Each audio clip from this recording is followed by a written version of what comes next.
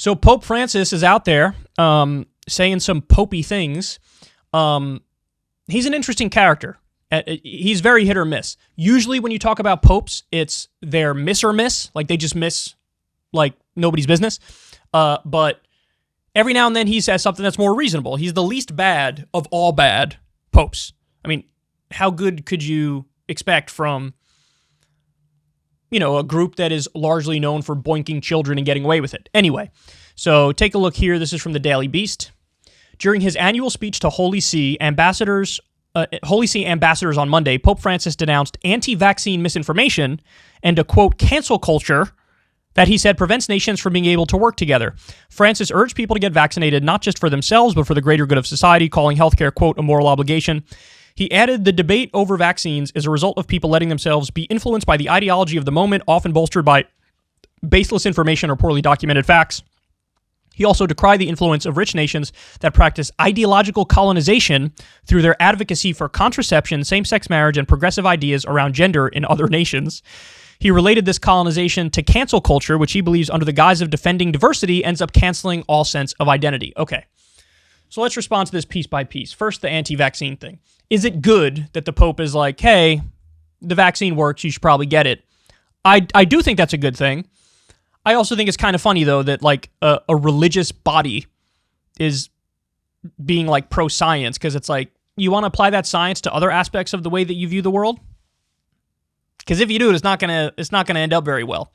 You got a grown-ass man in a long-ass dress with a funky-ass hat who acts like he's a wizard, and he's like, we need to be objective about this stuff and follow the science. Okay, why don't you follow the science further and see where that gets you?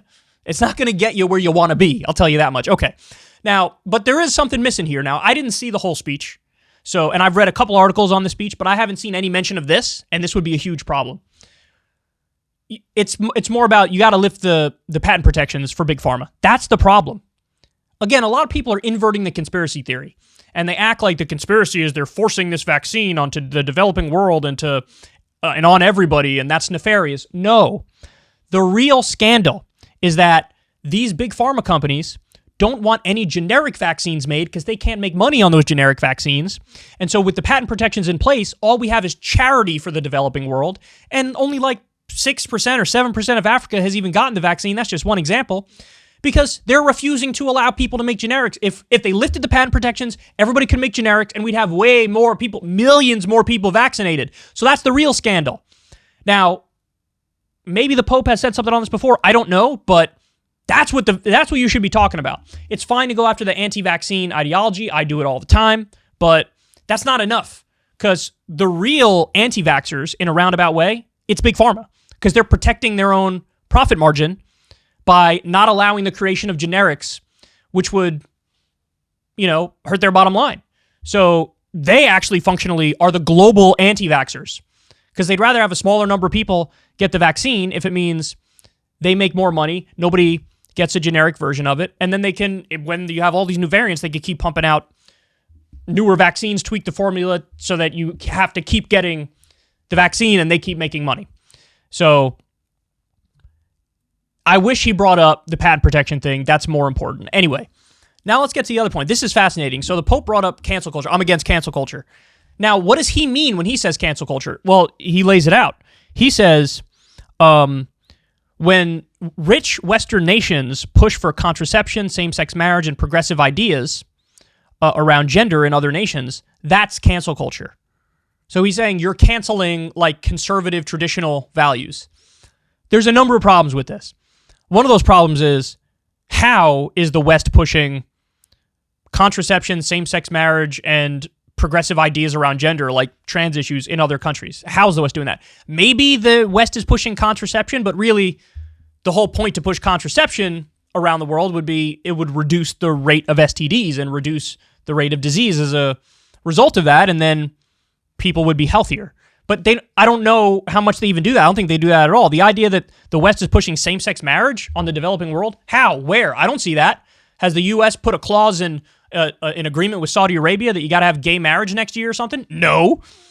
If anything, we overlook a lot of the old school, in many instances, bigoted thinking of nations we cut deals with. For the love of God, 73% of the world's dictatorships are funded and armed by the United States of America. Are those bastions of left-wing social policy? No. So I don't know what he's talking about when he says this. The idea that we're pushing gender ideas and other progressive ideas around gender in other nations? How? We don't even have progressive ideas around gender in this nation. Being trans is not a protected community in the United States of America. That's not a protected class. It should be, because technically it's legal in like over 20 states for a business owner to say, I'm uncomfortable with the fact that you're trans. I'm going to fire you now. That's technically legal. So we don't even have the protections here. What are you talking about that we're pushing it overseas? What? That's not even true. But to the broader point, that's not cancel culture. Look, everybody uses cancel culture for everything. It's a wet blanket for everything. When I think of cancel culture, I think of censorship, deplatforming, banning speakers on college campuses. You know, that's cancel culture. There's plenty of examples of right-wing cancel culture because they always try to get people deplatformed or punished for speaking their mind. That's cancel culture. He's just using cancel culture to say, don't critique traditional values. But that's not cancel culture. There's nothing canceling about that. And if anything, that's dialogue, that's engagement, that's debating, that's discussing. So is it cancel culture that we have gay marriage in the United States of America? Have you canceled people who are against gay marriage? No. If anything, the closer thing to cancel culture would be when right-wing evangelical Christians wouldn't allow gay people to have the same rights as others, wouldn't allow them to get married. The law of this land for so long was you can't get married if you're gay. So that would be closer to cancel culture than what he's talking about. So what do you want? You just want people to be able to have these traditional opinions and nobody could ever question them? Is that the idea? Because that's absurd. That's absurd. Now, it's interesting he says this, though, because he's made previous comments that are not anti-gay. If anything, they were leaning more in the pro-gay direction. But clearly, there's still a decent amount of conservatism in this guy. It's like, guys, it's all about the Overton window and that spectrum that's allowed. He goes as far left as you can go within the confines of the Catholic Church. And the Catholic Church, in many ways, was a deeply conservative organization, definitely socially. But this guy, at least economically, he's much more like, hey, stop the wars and give everybody a piece of the pie when it comes to finances. But look, could have done better, Popey. Could have done better, dog. You know, we covered one of his other speeches he gave where he was all in on like pharmaceutical greed and, corruption and anti-war, and I gave him a lot of credit. But this one was a little bit of a swing and a miss. Now, again, you have to watch the whole speech. I didn't watch the whole speech, admittedly. Maybe there were parts where he was decent in it, but look, this right here, this ain't it, dog. The anti-vax thing, okay, go out. I'm fine with that. Promote the vaccine, but you got to talk about those patent protections.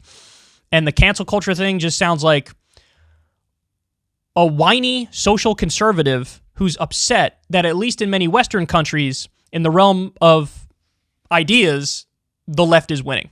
You know, more people are pro-gay marriage than ever before. Almost everybody's pro-contraception. You lost that battle, man. And the only one where we're still lagging is maybe on trans rights and trans acceptance, but certainly not being pushed on the rest of the world. I don't see that at all, but they would like to just stay deeply socially conservative and not have anybody disagree with them. So really, maybe, ultimately, they're kind of snowflakes. If you want to see me and Crystal Ball interview legends like Noam Chomsky, Cornel West, and more, subscribe to Crystal Kyle and Friends on Substack. $5 a month gets you the video version a day early. Remember, we take 0 ad dollars for this podcast. Or you can sign up on Substack for free and get the audio version a day later. Link in the video description box below.